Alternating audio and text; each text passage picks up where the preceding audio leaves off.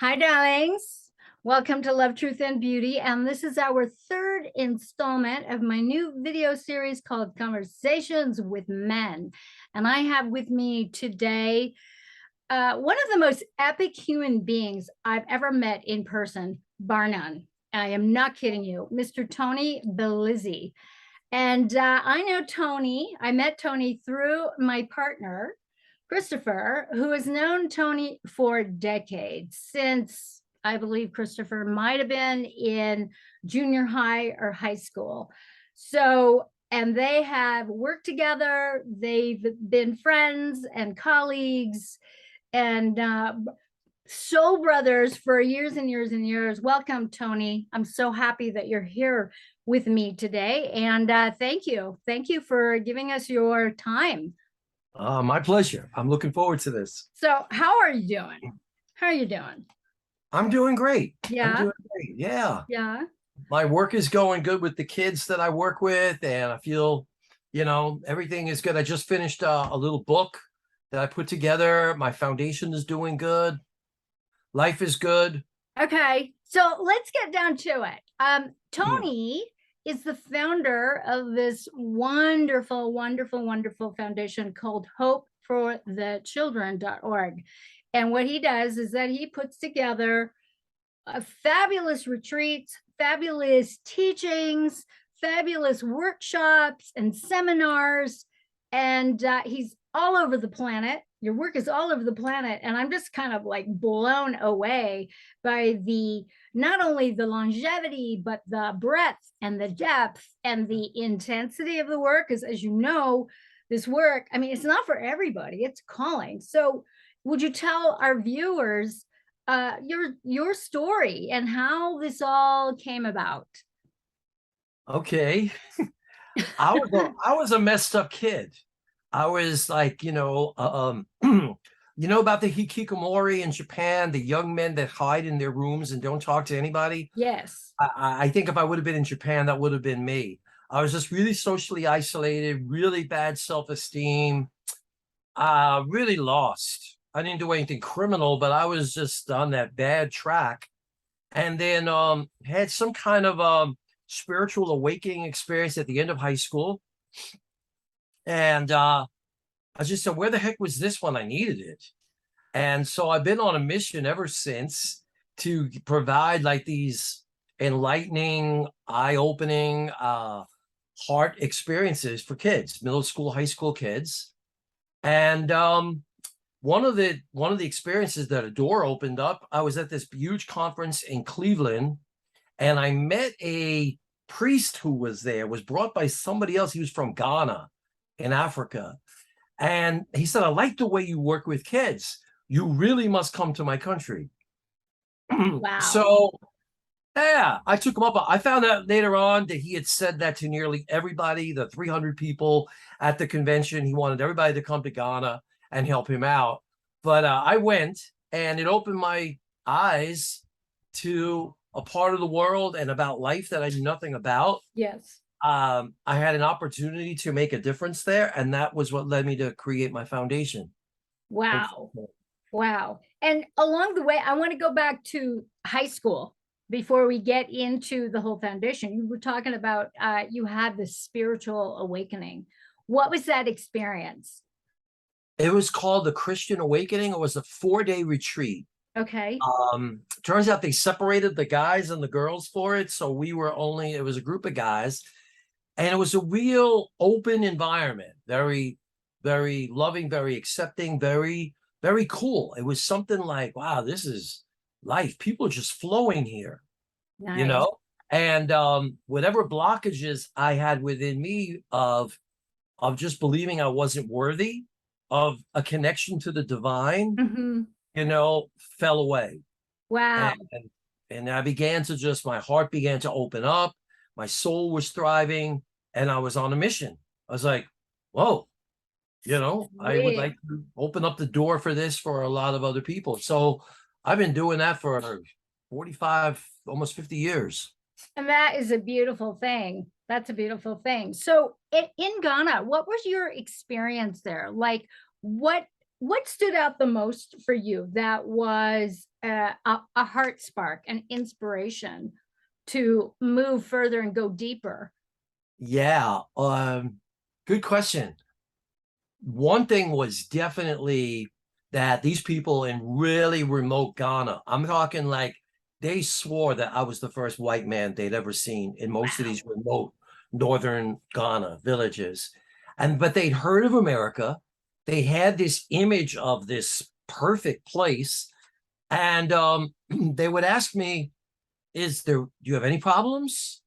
Is there anything wrong with the way your society is developed? And when I told them about people struggling with homelessness, they literally cried. Oh, They really, because there you have a family compound, you have some place you can always go back to, and that we had developed a culture where some people have no place where they belong. It just wiped them out, and yeah. those tears I never forgot. It was Wow. like, yeah, we think we're so civilized, and yet these people know everyone must have a place where, they Right. can come home. Yeah. Yeah. That was one thing that stood out. And the other thing was the degree of human suffering, to see the bloated bellies in Mhm. some cases with the flies, because they were literally dying, Yeah. not having enough to eat. And there was a chief from a village that said, look, I can see that you don't have a lot of money, but everyone where you live has more than we do. And I don't want your money. I don't want, what I would love is if I could build my village a dam. And if we could store the little bit of rain that we get, we could survive all year. And that hit me too. Wow.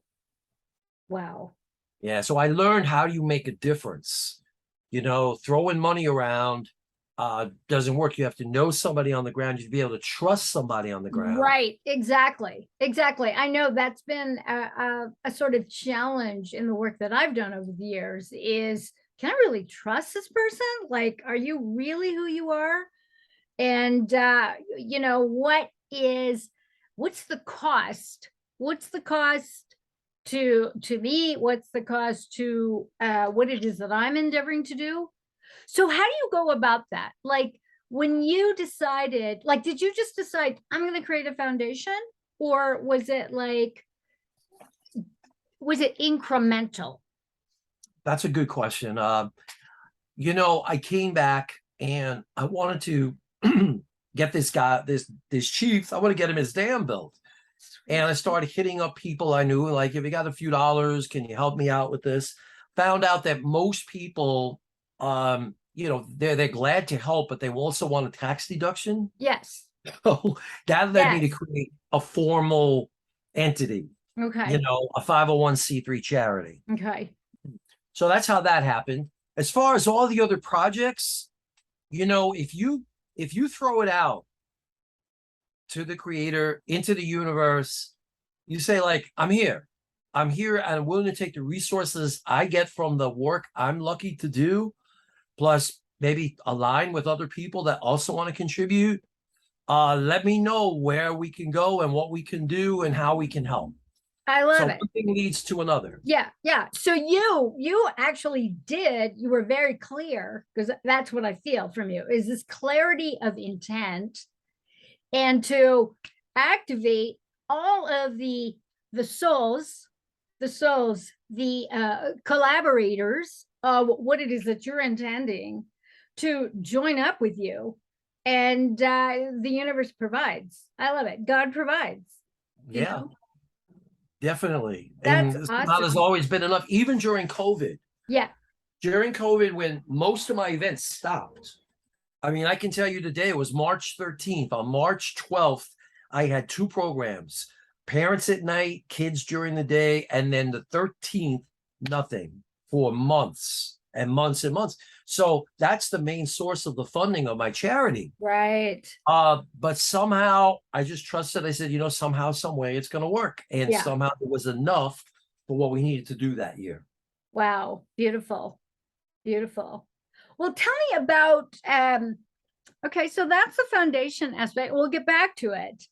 I read on one of the sites that speaks about you and talks about your performance artistry, about your poetry and your music. I want to hear about that because it's like you have all these aspects of like literally embodying in many ways the higher aspects of the, say, the Renaissance man, where it's not about you, but then there are these creative aspects about you. What are they about? Are they from a very personal bit? Are they, do they encompass your work with children and your foundation, all of the above? Yeah. Music has been a lifeline for me. You know, music saved my life. And so I would go to concerts and I would just see Mick Jagger up on stage. I would see Freddie Mercury on stage, you know, David Bowie. And I would be like, I want to do that. That looks like fun. And I eventually got to be in a cover band and be the lead singer. And I've had a Nice. lot of fun with that, you know, over the years. We actually hadn't played for 30 years. And then we got together right before COVID and had an amazing reunion gig. Wow. Yeah. And then I think I always wanted to be an actor as well. And then the thing was, is I said, you know, I think I can have some fun with this. Could be good at it. Mm-hmm. I got some fun with this. And I went the whole route. I was going for auditions. I took some acting classes. I got some parts in student films and I was starting to get work. And then what happened is that my work with kids exploded. All of a Interesting. sudden, schools wanted me like every day. Wow. And I was finding myself telling my agents, sorry, I can't go for that audition. And they're like, look, we like your work, we believe in you, but you can't keep turning down all these possibilities. Yeah. So Yeah. I had to leave the whole acting work aside because as much as I liked it and enjoyed it, my work with kids that's my main mission. That's interesting. That's interesting. You know, I had a similar experience with that where what was more important, and the work was more important than, you know, being out on tour and then having to get the momentum going again. So do you have any regrets about that or no? None at all. What ended up happening is there's a performance artist. How I went from the world of acting, in which I was in other people's plays, other people's movies, stuff like that, to being a performance artist where I create my own work. And this way, I only have to worry about lines that, you know, I was in this, I forget what movie it was. I had this one small part in the film. And the director said to my face, he said to me, would you please just deliver every single line on the page, please? No, I'm sorry, not one line, every word in the script. Would you deliver every word in the script? And a part of me at that point, I think looking back on it, said, nah, I got the general idea. I radiated everything that character was supposed to be and do and say. And if I left out an of or a the or whatever, so I kind of left the acting thing aside and embraced performance art. Yeah. Laurie Anderson, I don't know if you're familiar with her. Love her. Laurie, one of those people that changed my life. Cool. David Bowie, with his chameleon nature and constantly reinventing himself and changing himself and putting on personas and chucking them and going for a new thing. But Laurie Anderson combined music, poetry, stories, definitely stories. Yes. Movement. Right. Film. And she had these amazing costumes and yeah. So she would do cool things like getting sounds out of electronified instruments and stuff. So I would go to her shows. I'm like, that's what I'm going to do. So then I've just been a performance artist for the last 15, 20 years or so. And I create my own shows.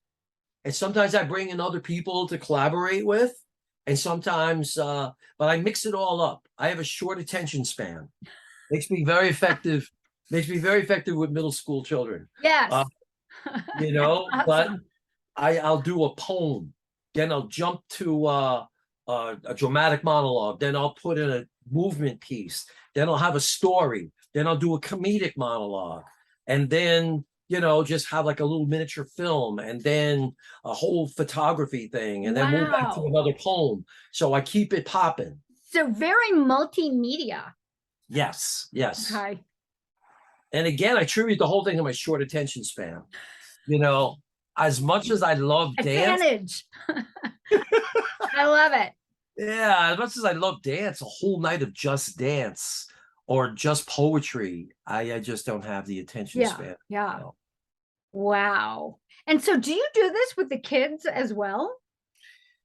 I would love to, but unfortunately, the groups that I currently work with most intensely are a little inhibited. Okay. If I Okay. can get them to do a little skit about a topic we're covering, I'm happy. Okay. I would love to do more of that with young people. I just don't move in the circles.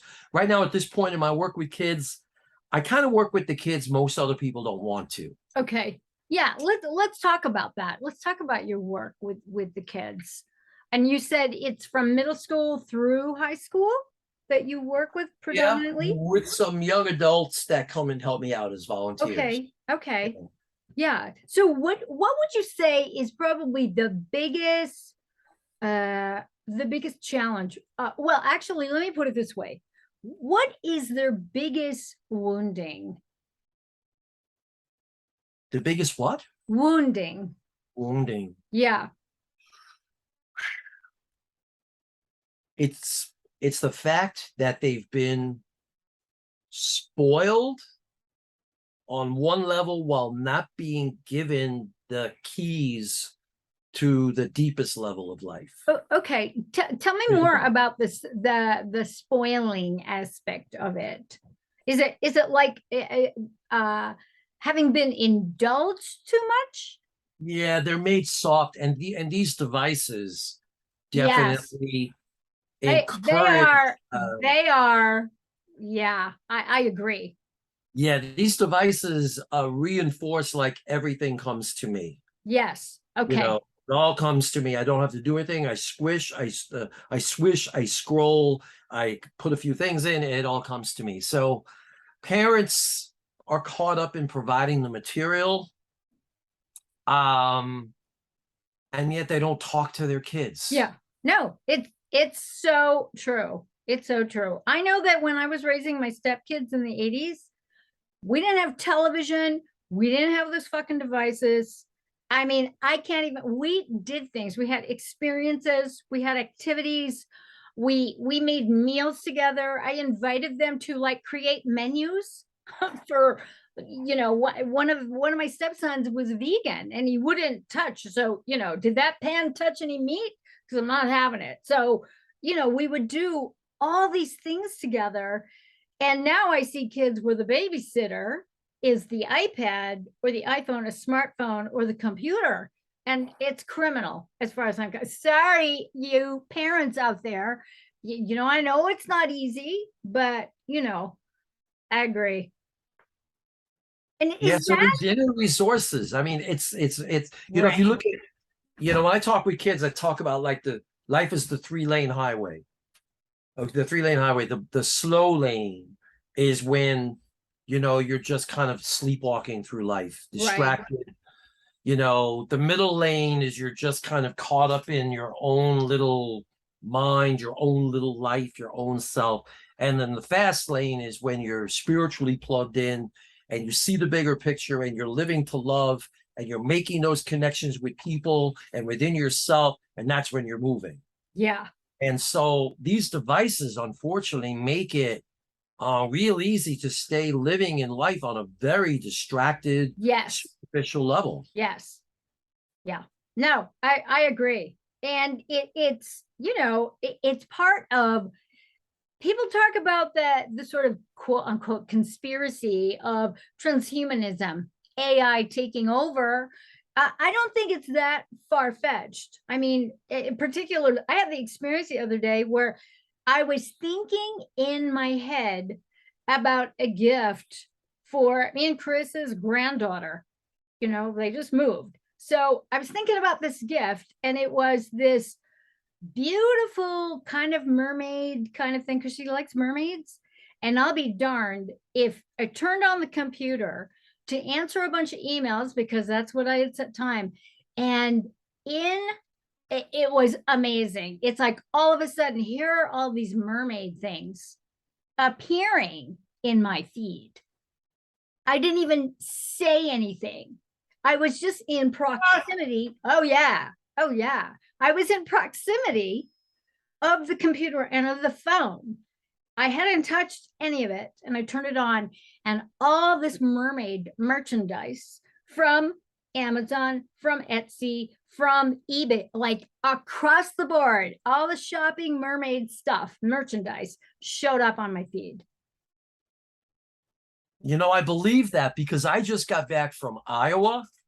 I have never been in Iowa before in my life, but while I was there, in my feed came all kinds of stuff about Iowa, including real estate, and My I God. was looking about real estate when I was there, and I was like, can they read my mind? Yeah, exactly. So I don't think it's that far fetched. And thoughts are things, you know, and so we're vibrating these thoughts, we're broadcasting them, even though we're not, you know, our throats, we're not speaking them out. So I think there's something to it. So this whole thing of the indulgence in the devices, whatever they may be, I think it's so true. Because, and then it creates the sort of addiction where you get that dopamine hit. It's like, you know, I know so many adults that are like, they cannot let go of their phones. They can't let go. It's like, you know, I don't mind it, man. I throw my phone around. It's like, no. And I've got it on airplane mode, or I have it turned off most of the time, because I can't, I don't like the idea. And I would never buy a car that would connect to my phone. It's like, no, I don't need that kind of stuff.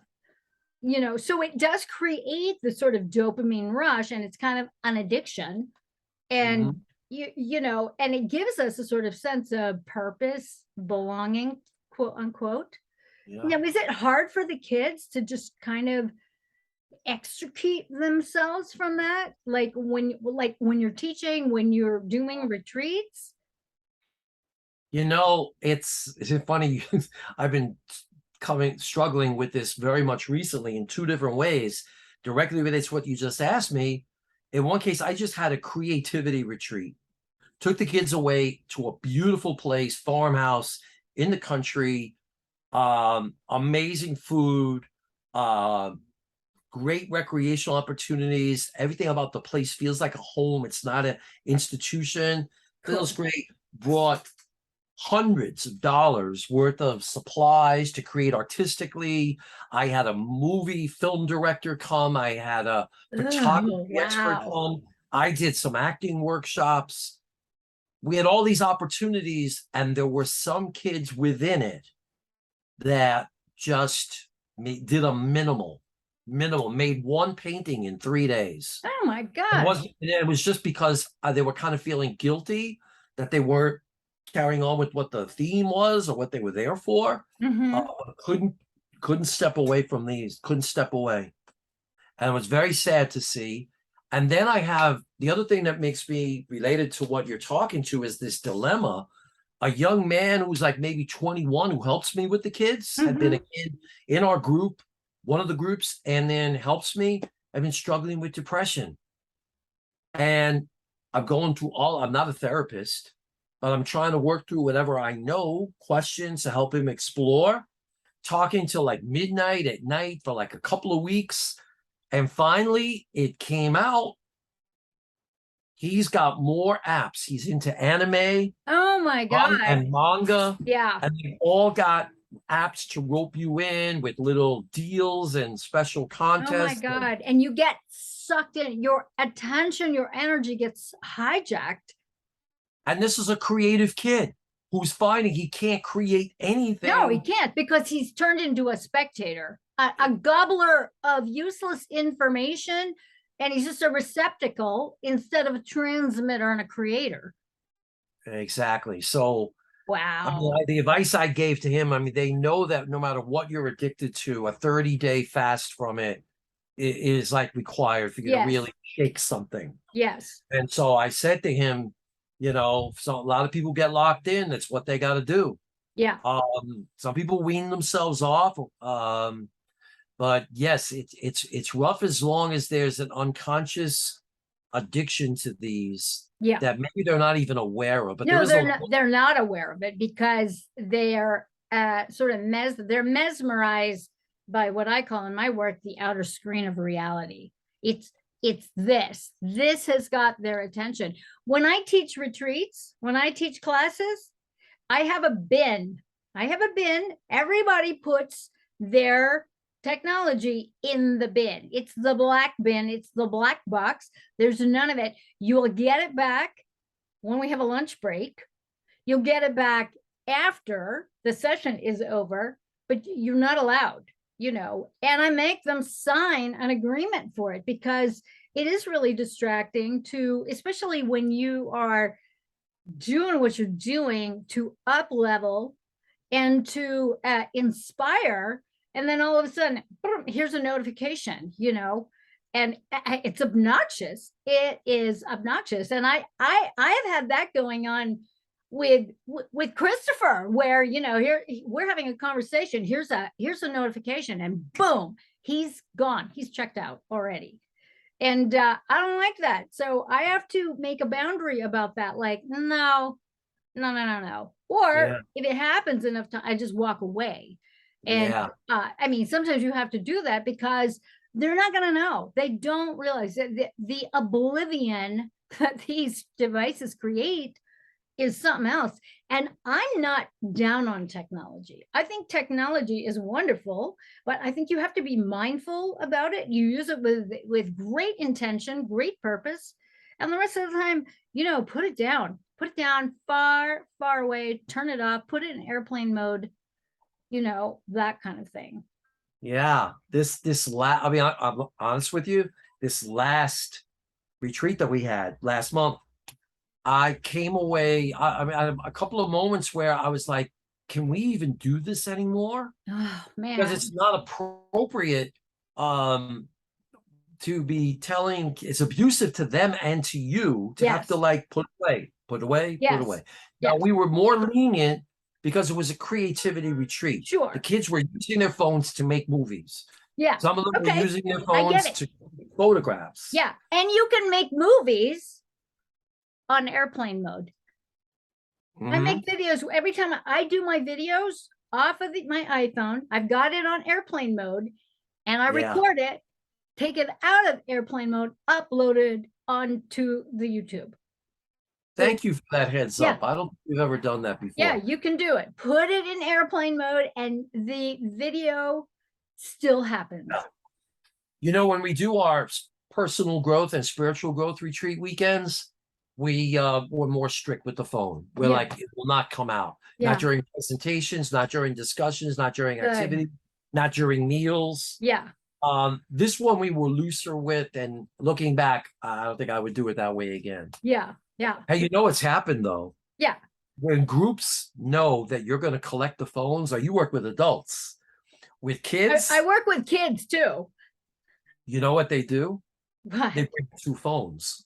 They bring an old phone that they don't even care about anymore. Oh my God, the trickery. That is crafty. That is crazy crafty. That happens. I've seen that happen. Oh my goodness gracious. Wow. Yeah.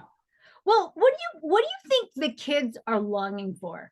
Like in your work, is there like a golden thread that is running through in terms of, you know, what these kids like, what are they longing for? What are they wanting? What is it that they want to connect to or disconnect from? They don't even know it, but they want connection. They want it. They'll sometimes break your chops if you try and instigate an activity to help move them in that direction. But what they really want they want to belong. Yes. They want to belong to some place where people care about them, notice they're there, care about how they're doing, and have some fun. Yes. They need to relax. They want to be with people that care about them, but also know how to laugh. You know, I'm learning that. I laugh a lot, but I go to sarcasm and kind of salty comedy, and that's a default. It's a default pattern when I'm feeling particularly uncomfortable or I'm feeling particularly out of my element. So I totally get that. So that's one of the things I'm learning with Christopher is how to play, how to joke around, how to be the butt of a joke without getting butt hurt. Or feeling more alienated than I normally feel, because I relate to the kids. I relate completely to that sense of belonging. I mean, it's like crucial, especially when and most of these kids, I mean, I don't know, but most of the kids that I've worked with and the adults that I've worked with, the majority of them, I'd have to say probably 98% of them have immense complex PTSD, immense trauma, going back to, pre-verbal bonding with mom, all of that, because the care was negligent, lacking, they were abandoned, they were abused, they were even in utero, just absorbing the negativity and the sort of war zone of their mothers and their parents' environment. And I think that is, that's at such a deep level of trauma, and to sit there and try to excavate that with all of the distractions. I think this is why a lot of kids are distracted, because it's just too painful to even not have any distractions, because then you'd have this meeting with yourself. I mean, are you finding that to be? Yeah. Another issue, another thing about these devices is they give you the illusion of control. Oh my God. That is a really crucial point. Yeah. So the thing is, if you have doubts about, about, is the universe going to provide for you? Is life going to provide for you? And you didn't have a mother who gave of herself abundantly. Yes. If you don't feel safe at all because you didn't have a father that was able to be there for you, the father wound. I mean, I've worked for 25 years with kids in jail, and everybody asks me, Tony, is there something that all those kids have in common? Besides the fact that they got arrested and locked up. It's every single one practically. Yeah. There was no father, there was no good father. Right. One's most wounded, there was no mother. Yes. Yeah. The ones who were most disturbed and most deeply wounded, it's no mother. So I think the kids are processing parents that, being parented or lack of love. Yeah. Well, the epidemic of bad parenting, it's just, I really believe that we here in America, a lot of us suffer from that, just incredibly bad parenting, where you have kids having kids, traumatized kids having kids, and you just pass it on. I know for myself, my own upbringing with a man-hating psychopath, bar none. I was terrified of having my own children. I mean, thankfully I had stepkids, so I have that experience of being responsible, stepping up, showing up, because my upbringing was so horrific. I did not want to, number one, pass on all that DNA, all of that tribal caca to children that I would give birth to. But I also made it a point too that if I have the opportunity to step up for kids that even weren't mine, that I would be willing to do it, because I didn't want another child on my watch to experience that level of neglect, the level of, when we have mothers who are rejecting or neglectful, who don't have the capability to create this very soft, warm, loving, nurturing space where we're not protected from our own negative thoughts, protected from her negative thoughts. I mean, we're talking basic foundational human dignity that just gets obliterated. It's not fostered. It's not nurtured. It's not provided. So how are kids going to know? And kids are just going to feel like they're not worthy. They're not lovable. Everything is their fault. The world is not a safe place. And then not having a father, not having that protector, not having, this sort of that grounder, protector of who's going to have your back, who's going to tell you that everything is going to be okay, who's going to sort of foster that, the world is actually a friendly place, and then not everybody is horrifying and horrible. So I get it. I mean, this work that you do is like, it's so crucial. Yeah. Back in the late 70s, there was a film out called What You Are Is Where You Were When. I don't know if by any chance you caught it. It was a Colorado. I remember hearing about. I have never seen it, but I know a couple of people who've referred to it. Yeah. It was a Colorado professor, sociologist, I think maybe. He was saying, if you want to understand people, you've got to know what was going on when their formative values locked in, which is a great insight. We're all going to try and find a way to get along these days. Yeah. But he basically took every decade and he said, what was going on? Well, the 20s, World War I was the Great War. It was over. We won it. People just wanted to party and relax. It was the roaring 20s. Everything crashed. If you lived through the Depression and it was your formative years, you went through that, the deprivation of the Depression. Yeah. 40s was World War II. 50s was a period of abundance and we won the world and blah, blah, blah. There was the Cold War or whatever, but there was real affluence going. Right. Consumerism. The 60s was a period of trying to change the world.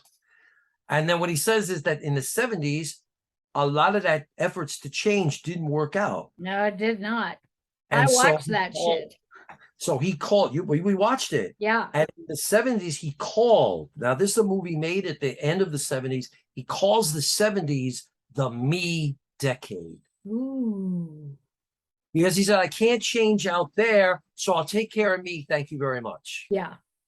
And I'm like, that was a half a century ago. Yeah. People decided to look within, take care of me. And we've compounded three, four generations of that self-absorption to the kids that we've got today. Yeah. So it's ingrained, the selfishness. Yeah. And in the 70s, I mean, I grew up in the 70s. I was like really, I was like on my own by the time I was 14. I was up shit creek trying to like figure out, okay, well, how do I survive? How do I survive? And how did I survive? I learned many skill sets where I could make money, whether it was music, whether it was dancing, teaching, all that kind of stuff, making sure that I had marketable skills and be able to like really navigate my way around any environment. Because when you just don't have that protection, you realize that, oh, geez, it's on me. I have to figure it out. And so I think I'm very lucky in that sense, because I do have a very, I'm very forward. I'm not afraid. And I used to think that I was very, very fearful, but I realized I let a lot of uncertainty kind of fuel me. So fear did not immobilize me. It put me into action. Mostly because I think I just had to, I had to learn how to protect myself, because if I didn't, it wasn't going to happen. And so I think I just had that survival thing. But then in the 80s, the 80s, when I was in San Francisco, it was all about yuppie, yuppie, yuppie, be all you can be. So it feels like the 80s, just from my observation, it went from, going within to expanding outside, and that doing. And then we had the sort of fake feminism thing where, I saw the man hating really getting ingrained, where, F men, blah, blah, blah. And I'm not minimizing the atrocities, but also it just set up women, I think, to be a little bit more kind of manly in their approach. And I think that has affected a lot of our kids, because I work with a lot of adults who grew up in the 80s, and they're just, their identities with the masculine and feminine, it's like, wow, they're confused, and so they're endeavoring to untie those knots of these polarities of either being over masculinized if you're a woman, or overly feminized if you're a man, because of the sort of attitudes of our parents. Are you noticing any of that with the kids? Their attitudes about, say, what women are supposed to be like versus what men are supposed to be like? An awful lot of their perceptions of those things are dictated by their home lives, Okay. their own parents. Okay. For example, I've had some incidents where a teenage girl will play out some kind of drama with me, and I'm like, whoa, where is that coming from? But then so many of the girls in the community one of the communities where I work, there is no father, or there was a drunken father, or there's some man that they're angry with. So they sometimes will transfer that on to me, like I'm not good enough either. That man is no good. Interesting. Yeah. So you're being put through the ringer based on their experience. Sometimes the girls have some issues with me. Testing out the do you think it's a boundary test with you to see what they can or cannot get away with? Or is it like a projection onto you in order for them to try to maybe process these feelings? I can imagine some of these feelings are very polarized, which makes it ambivalent in many ways. Like, well, what do we do with this? Yeah, unfortunately, like I said, my background in psychology is not strong enough to be able to work through a process with a girl that might be throwing some stuff out at me. Yeah. I find that if I call them on it, they're not usually ready to be willing to look at it. But I find that it's not respectful for me or for them to allow sometimes for it to continue like that, and to say, this is not the way we act around here. Yeah. Okay, good. I think that's good. A simple knock it off, which is sometimes what I've had to do, especially when those kind of boundaries get pushed, or I've been told several times, you're not my mother. You're not my mother, fuck off. It's like, oh, okay. So I learned to back off, and I don't challenge, but at the same time, I lay a boundary. It's like, hey, we don't speak to each other like this. In fact, it's in the little thing, the little sheet of paper that everybody agrees to about the rules of this weekend. This is what we're gonna do. We're not gonna no name calling, no crosstalk. You know, we have a talking stick, so everybody gets to speak, and everybody gets to speak in complete sentences and gets to complete their thought, and nobody gets to interrupt. You know, so Yeah, laying down the boundaries is important with this generation. yes, Oh, with adults too. yeah. And they want it. They want to know what the edges of reality are, because then that's a container. That's a container, not just for the interaction, but it's a container to belong.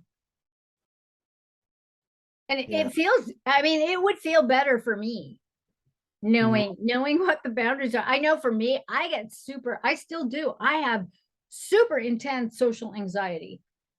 So if I don't know, or it's all up in the air, how a situation that I am not in charge of is going to be, particularly if there's a lot of moving parts and a lot of different personalities, I'm just like, okay, fingers crossed, you know, and I have to be conscious of my breathing, have to be conscious that, you know, I'm operating from my conscious awareness and not getting sucked into the anxiety train. You know, it's pretty wacky that this still happens. And you know, I'm over 60. It's like, holy shit. Oh my God. So what do you see as your challenges in say doing this work and keeping your inspiration quotient, your energy high? Well, I do a number of things. I mean, I'm not a big reader. But if something comes across my path and it feels right, you know, I'll be fed by that. Like I was fed by your book. And also, I was also fed by the video link of you and that guy, that video, that film feeds me. Yes. Film feeds me, music feeds me. I pray and meditate every day. Beautiful. Yeah, I meditate I pray in my car. You know, I'm in New York City here. We get stuck in traffic a lot, you know. And I'll just try to stay centered because the drivers are crazy. But I make time for that kind of inner life thing. I do something physical. I exercise every day. That's so cool. You know? So these self-care practices are very, very important for you. Has that always been a golden thread for you? Or, you know, do you kind of wax and wane with it? Is it up and down? I've learned it isn't worth doing unless you can just constantly, otherwise you just get depleted. Yes.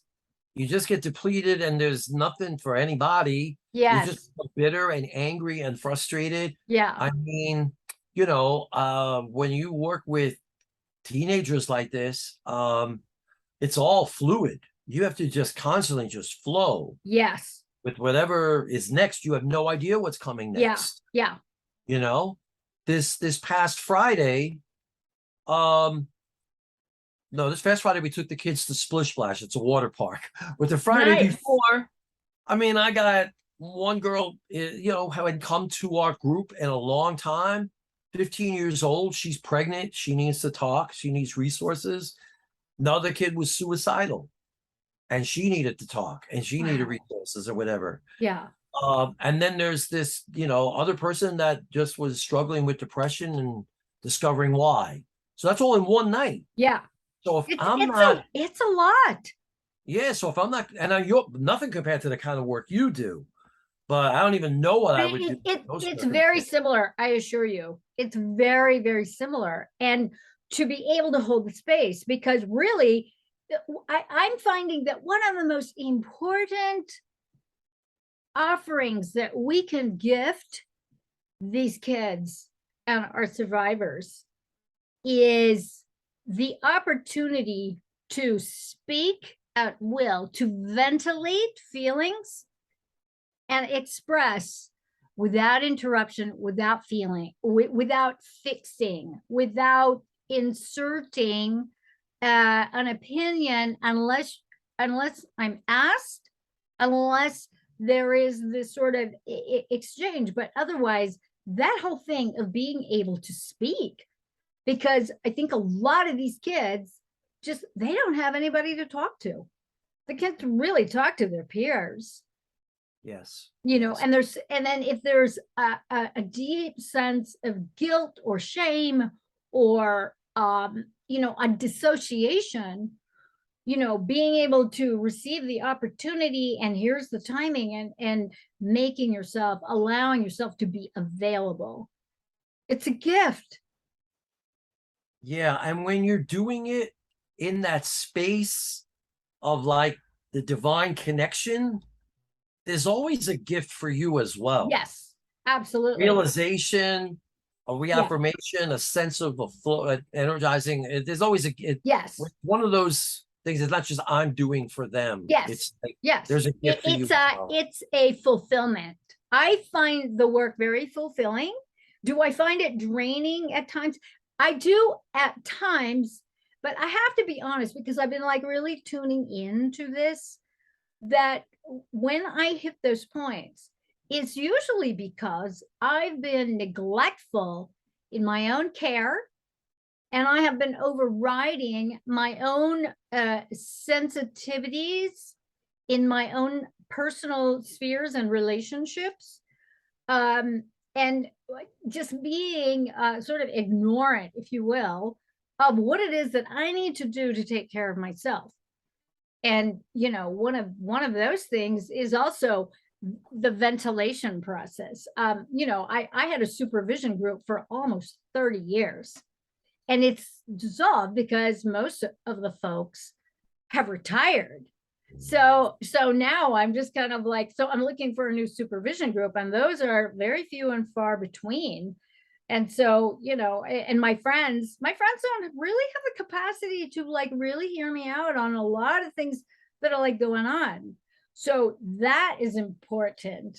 And I you know, I gotta find people to pay to listen to me ventilate. And you know, and I'm one of those people too, where I don't necessarily look to my partner, my significant other, to provide that, because I don't think that's right, as well. And particularly because a lot of the stuff that I'm processing, you know, it's just not appropriate. It's just not appropriate to like go there with your partner. And I know a lot of people have their opinions about that, but I endeavor to protect him in many ways from it, you know, because a lot of it is very hard, as you know. You know, and especially if there is a mirroring or a counter transference that's happening with, you know, people that you work with, where, you know, it's like all of a sudden, oh God, all right, I remember that happening to me. And then there's another level of healing and awareness that you have to move through. And I know you know this, that process of you know, self-inquiry, the self-revelation, and then the integration of all that inner work, not easy. It's not easy. It takes time, and you need the alone time to do it. So yeah, prayer and meditation for me, I mean, I'm up early. I'm an early bird, you know, because I have to do these self-care things before things start rocking and rolling. And in my universe, things start rocking and rolling at 7, you know, really early. And so that self-care, I can't like, oh, we're going to put that on pause. No. Yeah. You know, years ago when my marriage fell apart, my wife left, and I found I really needed to, I want to go for therapy, you know, just to process that whole experience. It was a serious blow. I mean, and my therapist, she said, you know, I want you to go to an Al-Anon meeting. And I was like, well, why? I'm not a child of an alcoholic. I don't think I was married to an alcoholic. You know what? But what she wanted me to do was to explore the whole thing of being a codependent. of being somebody who takes care of everybody Yes, else yes, and neglects themselves. yes. I That was have done really, several that was rounds really helpful. of that. It's been super, super helpful. Yeah, that was really helpful. And that's also something I've been able to help others with who have that same tendency, who want to join with me to help other people, but they don't take care of themselves. I'm Yeah. like, wait a minute, Yeah. wait a minute. Yeah. Yeah. And I have found too that if you don't do that self-care work, because I know people who endeavor to do similar work as we do, and they look like train wrecks. They're not healthy. They're not vibrant. They're barely able to like stand. And that's not good because, you know, these feelings and the sort of purges that we're holding space for, and especially when you do group work, I don't know if you've had this experience, but doing group work, you are in the place, you have the responsibility of anchoring the entire energy field of not just yourself and not just the field of space that you co-created with these kids, but you're anchoring all of their stuff as well and containing it. And I know in these retreats afterwards, I'm just like, you know, it's like I'm just gonna like take care of myself for a while, because it's every expansion is an equal and opposite contraction, and that self-care of downtime and reflection and in integrating that whole thing. Have you had those experiences where you come back and you're just kind of like, it's not even exhaustion necessarily, it's just this it's a fullness. It can be kind of depressive as well, or just kind of like this low energy, because your output of creating that it's intense, it's immense. Yeah. And the group work is crucial with kids, but at the same time, they have no idea how to do it. There is no arena of their life where they will be in a group with 6 to 8 other people and have an opportunity to share on that level. They don't do it in school. They don't do it anywhere else, really. So on one hand, they don't know how to do it. Second thing that's happened working with kids, we talked about these devices before, but the other thing is the maturity level is down. These devices have made them less mature. Yeah. So you're facilitating a group where you've got all that, everybody's stuff is coming out, and you're trying to put up the guardrails and be a good listener and making sure they're heard and make sure they treat each other with respect. It's a lot to do. It's a lot. Yeah. Are these kids from the public school system? Mostly, almost all. Yeah. And that in and of itself, I mean, I don't think there's all that much different going state to state to state, but the public school system, and I did a lot of, my stepkids went to different kinds of schools. And I also did a homeschooling thing for a while, because it seems like, and I know people, and I know so many teachers, I mean, they're tied, their hands are tied, their legs are bound, they're gagged. They're set up to fail by administrators who have no relationship whatsoever with the kids. You're right. You know, and that's why a system where you're separating kids and, you know, have them in these categories where they're either hopeless or, you know, they're gonna kind of pass, and then there are these other kids that are like exemplary. I mean, and then the teachers are not allowed to express their talents and share their gifts of how they would go about. They're bound to this mind control programming of dumbing these kids down. And then if a particular child does not process information in a certain way, I mean, they're screwed. They're screwed. You know, and some kids are like visual, some kids speak more, are expressive, some kids are like very physically centered. You can't lump kids and their intelligence all together. It's nonsense. But, you know, and so you're working with these kids who are also, I mean, they're just,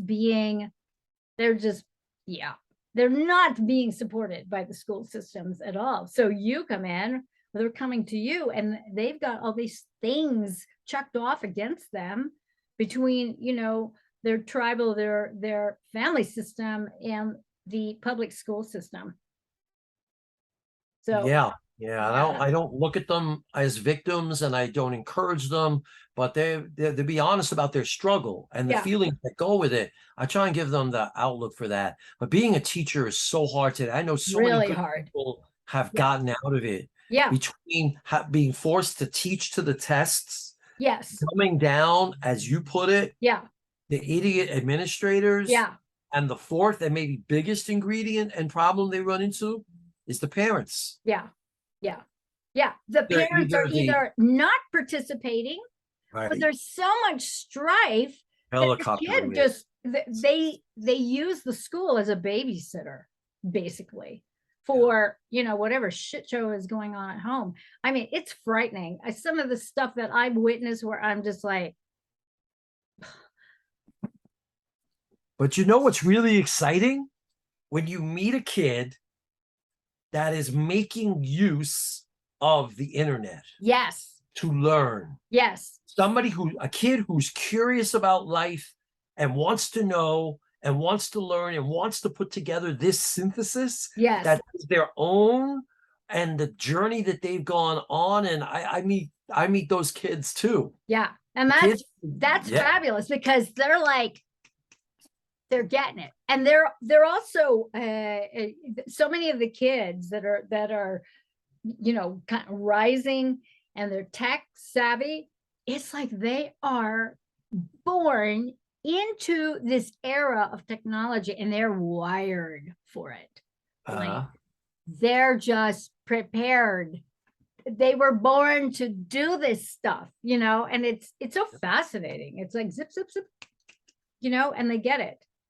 Yeah. Yeah. I really love meeting those kids. Thank you for bringing that up, because the kids who are excited about learning and put that synthesis that they can put together. Yeah. Oh my God. Yeah. It's crazy. That's cool. That is way, way cool. I wish I just met more and more and more of them. Mm-hmm. Unfortunately, everybody's been lulled to sleep. Yeah. And it's a majority. Maybe it always was a minority of people who just want to be as creative as possible. Mm-hmm. I don't know, but the means to be incredibly way more creative are here now. Yeah. Ever. Yeah. And yet there's not the hunger for it. Yeah. Well, there seems to be the sort of diversion, because they're the creators who are creating things that are very, very original. And then there are the ones who are imitating what's already been done. Like, they want to be just like the pop stars. And so there is this sort of egoic imitation where, and that in and of itself, it just breeds this sort of incredibly toxic, narcissist, sociopath, psychopathic nature. And, I'm reading in all kinds of, psychology things, that the uprising of the narcissist, because of social media, because of this sort of video laden, image laden technology that we have, and the instant gratification and what it creates, the addiction to the attention that you receive in lieu of self-esteem, in lieu of having the integration of emotional intelligence, academic intelligence, physical intelligence, all of that. These kids are wanting to, they're being diverted to the sort of pop culture, imitating, creating artifice, not really being challenged, and sort of creating these sort of pockets of, worship me. And that's where they get their juice, by, kind of going along the lines of, let me be a distractor.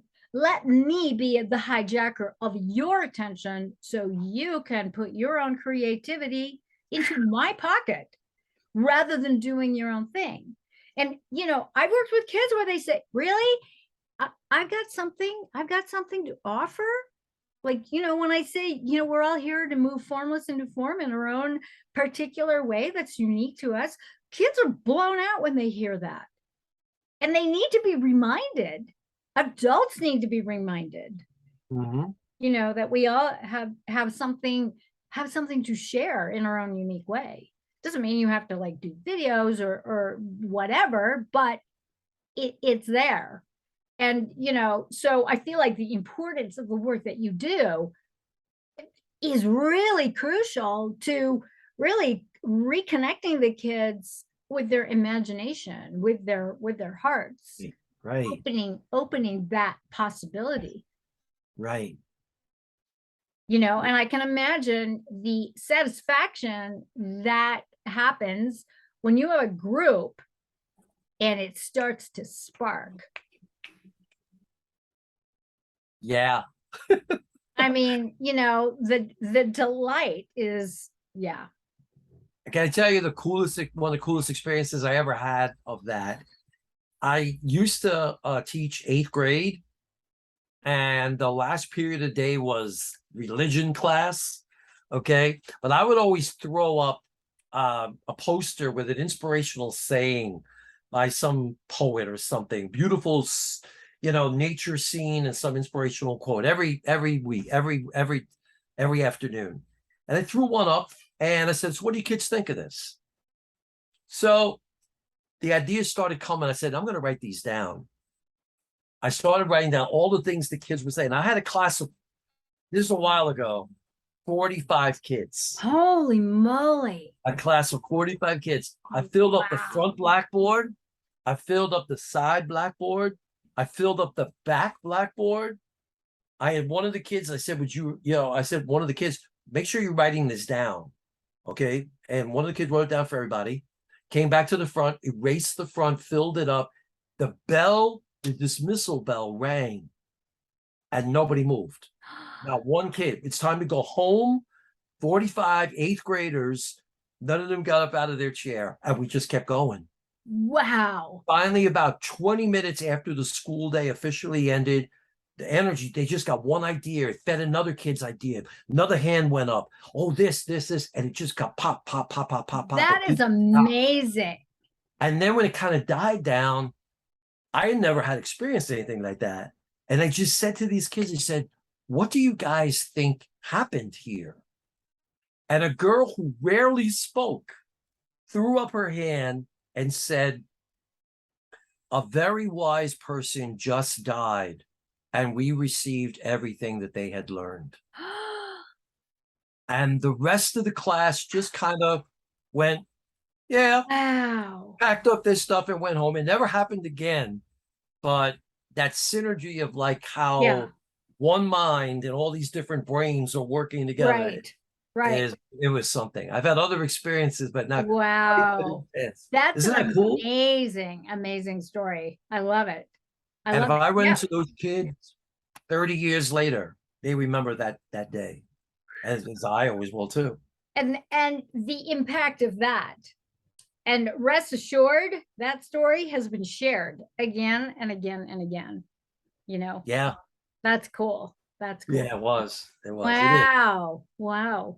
Well, so what are you up to these days? What are like some of your latest projects? I mean, you talked about a book that just came out.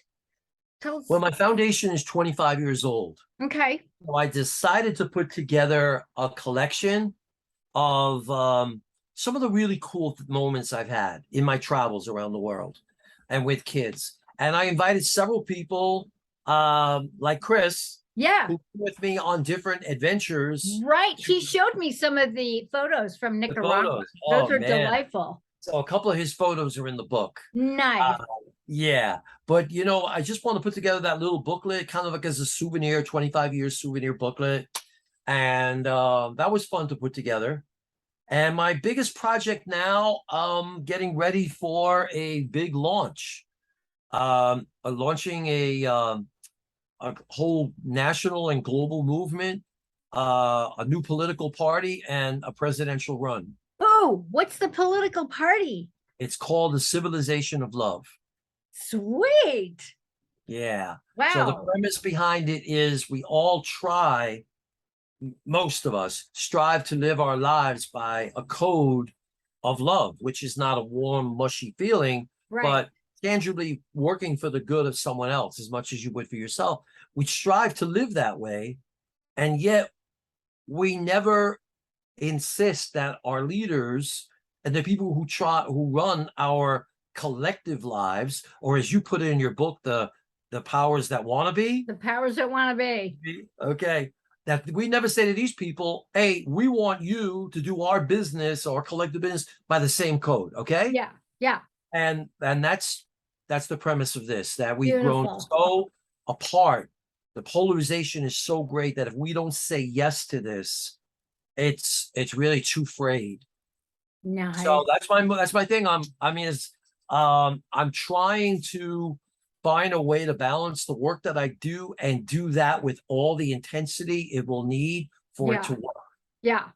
Yeah. Okay. Well, we're gonna need all of your links to put in the show notes below when we launch this video, because that's important, because I know so many people who support politics they're not being satisfied. They're not being satisfied by that polarization of the left, right, center paradigm. It's just like it's nuts. It's nuts. And people are like really becoming more and more astute as to, this is just like, immorality run amok, truly. Yeah.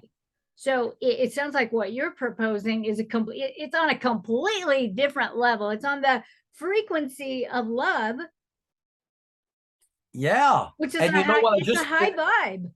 I just finished a listening tour of Iowa, because that's where the whole political thing for the new campaign starts. Okay. Everybody looks to Iowa to see what's the new ideas, who's got something to say, what do we got to look forward to, what's out there, what's happening.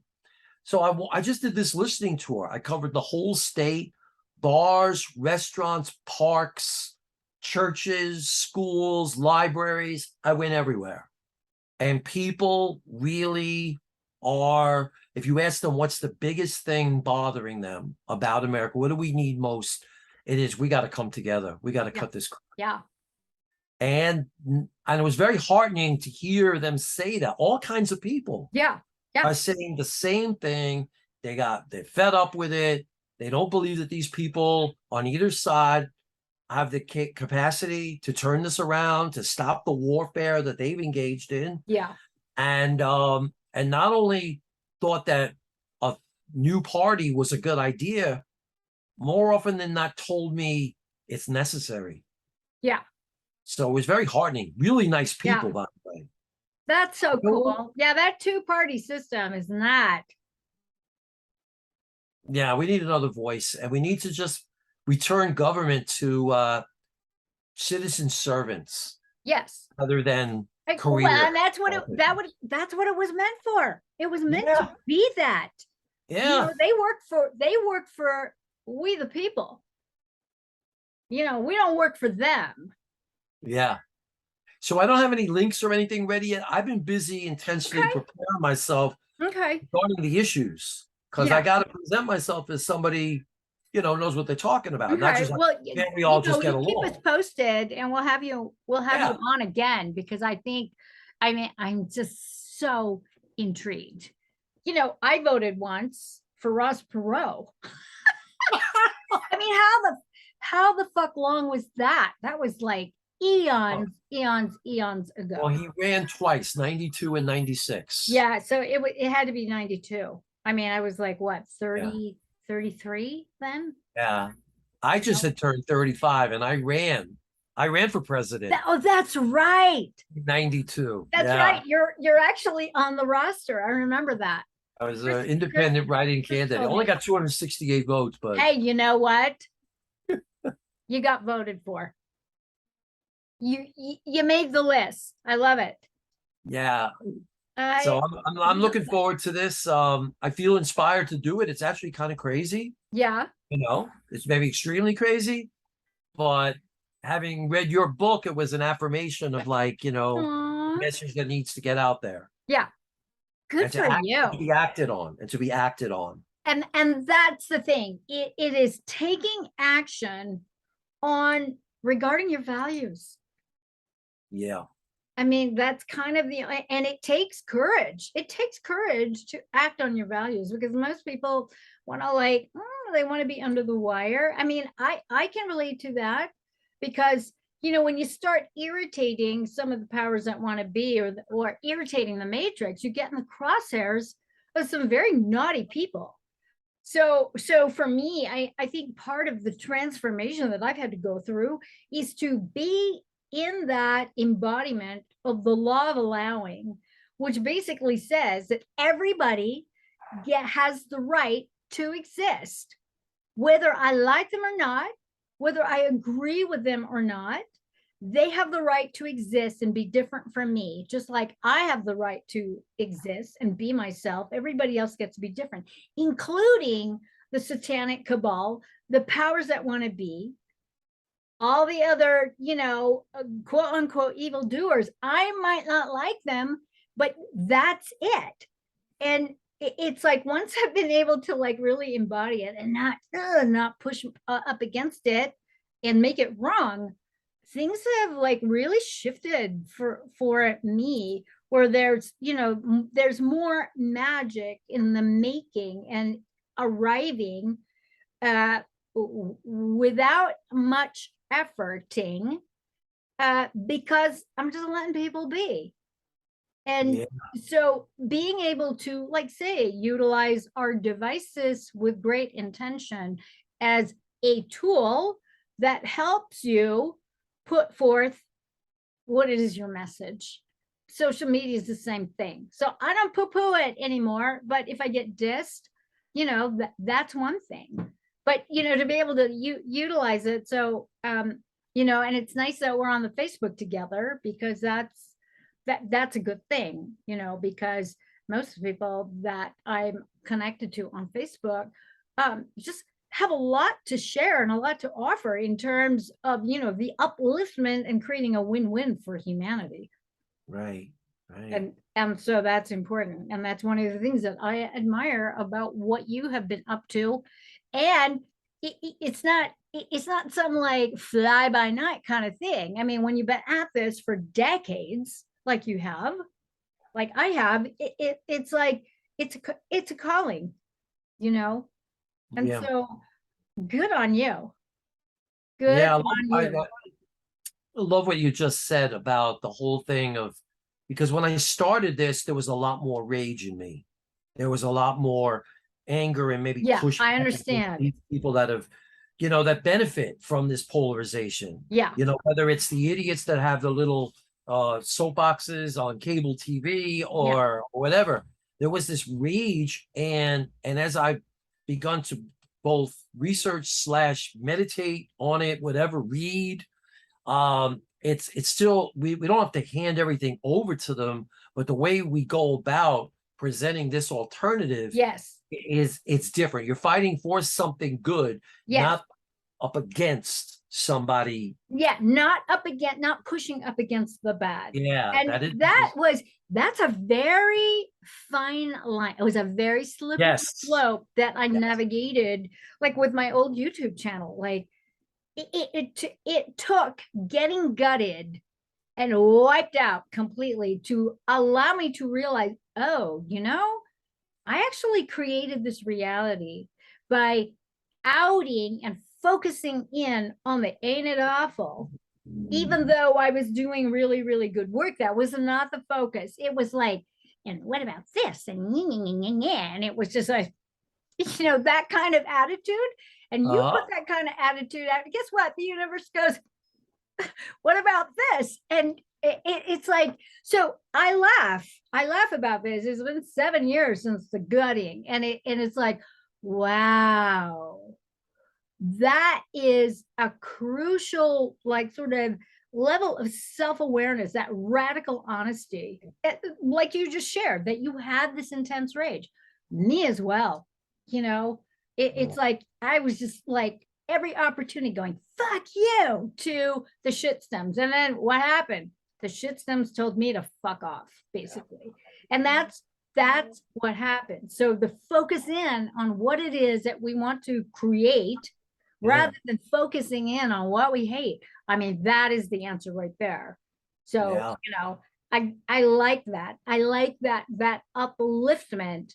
And that's part of the intention, is that what is the end? What's the end goal that we all want for humanity? And so for me, it's really focusing in on that expansive ecstasy, that feeling of cooperation, the feeling of fulfillment, the feeling of, you know, really feeling inspired and you know, celebrating the renaissance of human spirit and the creativity, that we all have something to bring forth, and that we, in each of our layers of the universe, I mean, I think it was just a couple of weeks ago, or maybe it was just last week, that we moved over 8 billion people on the planet. So for me, that means there's 8 billion different realities of the universe. And each one of us is co-creating our own layer of reality. So you and I, right now, we are interfacing, okay, and having this communion in each other's reality. And as the video, as this interview will be uploaded and will be shared with my viewers, your viewers, and it'll be shared on social media and all the other platforms, we're going to be interfacing with all these different layers of reality. I mean, this is what it is. And it's that synergistic kind of energy that it just builds. It builds community. And, you know, that for me, I think that is in part what I really, really love about the creative nature of humanity, is that even when we're feeling downtrodden, there is that spark to, you know, get up. And, you know, come back to center, you know, love that. Yeah, who's got it better than us? What an amazing place to live in a country to live in a place with all its flaws and all the messed upness with the powers that want to be. It's just that we are people from every country on earth, every society, every tribe has sent people here or been dragged here in some cases. And we have the opportunity to just really feed each other, and whatever future of humanity is, this place has got to have a major role in it, simply for the diversity of absolutely got it better than us. Yeah. And I know for myself, you know, having been an immigrant, having had to learn English, when it pains me when I hear people who are from here, Americans, tell me how much they hate America, and they have not ever been outside of their hometowns, or they've not seen anything, but they hate it. They hate it so much, and they just go on and on and on. And I'm just like, and I just, you know, I just beam blessings, because, you know, that is to me a real reflection of like an internal war that I don't even know where that originates from. But I think it's part indoctrination. It's part the hijacking of human consciousness by media, by, you know, CNN, Fox News, you name it, all of that. And the sort of ineptitude, if you will, of going down those rabbit holes. And it's like, really, you think this is the reality of whatever it is that you're certain is going on? Why don't you go down that rabbit hole and do some critical thinking, you know, and be curious? I mean, that's what I had to do. I had a lot of stuff fed to me, and thinking, is that really true? Like, really? And then doing the research and really looking at all the various factions of the polarities of this, that, and the other thing. I mean, we have this universe where whatever you focus on, you're going to find evidence of it. So let's focus on this. You'll find evidence of that. Let's focus on that.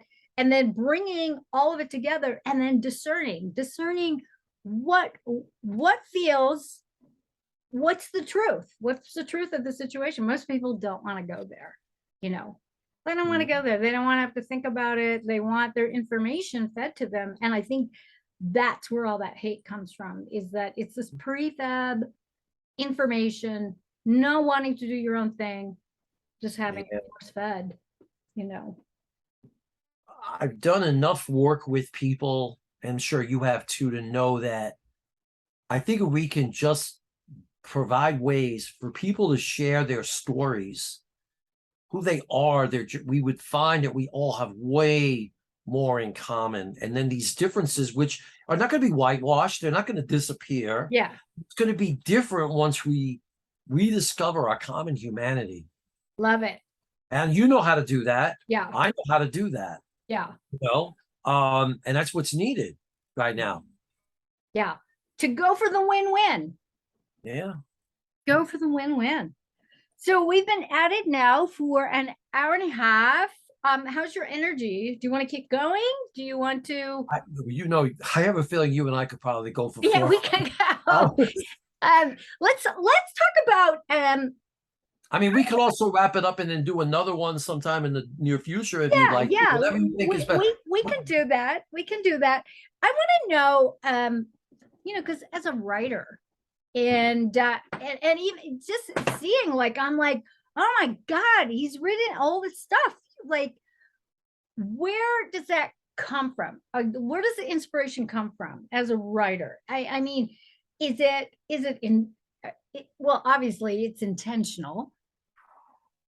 How does the inspiration come in? Is it because you witnessed something, or is it a spark that just like comes in? Do you have a process, or is it just kind of like whatever shows up? Yeah, I never aspired to be an author, believe it or not. I'm not a book person.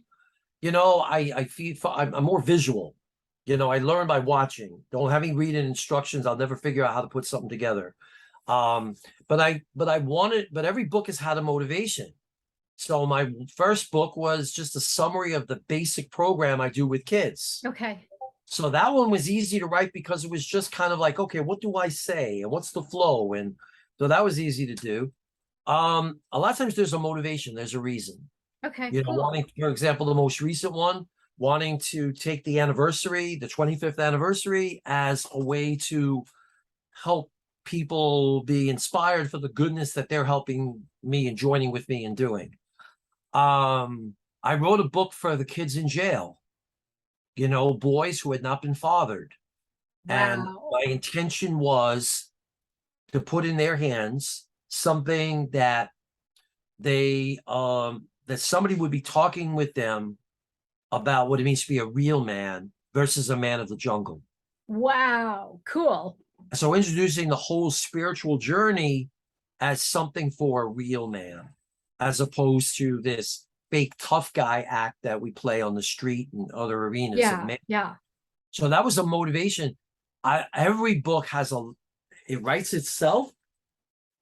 That is so cool. Yes. It writes itself. It has a life of its own. I can relate to that.